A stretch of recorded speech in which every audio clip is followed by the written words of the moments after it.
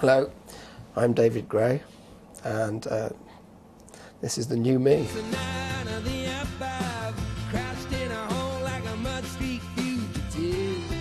There's light and shade on this record. It's not easy to characterise it as like being less produced or more produced. Some of the tracks are massive. Fugitive is a very big sounding song. That's the opening track. I think this jumping forwards, the stepping into the future, was also sort of reaching into the past. I kind of wanted to go back to making music that wasn't using a click track, that wasn't using any of the sort of studio trickery. I wanted to go back to what I felt more organic. When I started out, which is that it should be recorded live. It's like capturing a moment, speeding up, slowing down. And so everything I knew on this record was going to be made that way, old school, like you're making a record in the early 70s. It's just recorded live in a room with the band.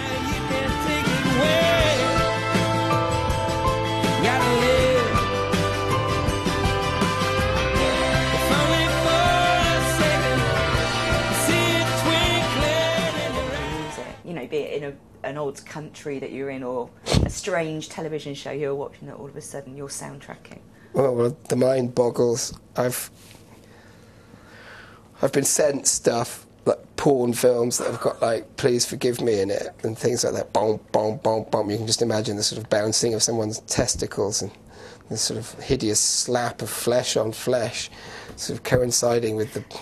So there's things like that, and then, well, a friend of mine said they were in a pub while this giant brawl broke out, and like my whole album was on some sort of giant jukebox thing, while people were being sort of glassed and hit over the head with sort of pool cues. Silver Lining was playing, or Say Hello, Wave Goodbye, or something completely inappropriate. I remember them texting me. You seem to be a bit of a sex symbol. Wow, I'm delighted. Both women and men. Yeah, when White Ladder was successful, I was constantly being sort of grabbed by builders as I walked down the street. Like I tapped into the sensitive side of the working man. Like some guy with sort of Chelsea forever and sort of tattooed on his forehead would sort of grip me in some sort of plaster-caked embrace and sort of say, "This year's love, oh, man, brings a tear to my eye." Or whatever, I don't know what accent that was. I don't know where in the country I was at the time, but there was a lot of that, so I definitely tapped into the sort of sensitive side of the builder. The X Factor is back again.